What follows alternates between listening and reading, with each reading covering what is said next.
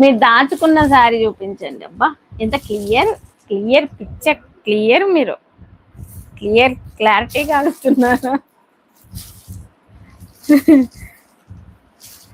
దాచుకుంటే ఏడ దాచుకుంటాం చెప్పండి సిస్టర్స్. ఇప్పుడు నేను దాచుకున్నా అంటున్నారు కదా, ఏడ దాచుకుంటాం చెప్పండి. ఎవరైనా చెప్పండి కరెక్ట్ ఆన్సరు. ఆలోచన చేస్తుంది ఆడ రిప్లేస్ కానీ. అది సపరేట్ అమ్మా, పక్కకి ఇట్టేసి. ఎక్కడ దాచుకుంటాం చెప్పాలి.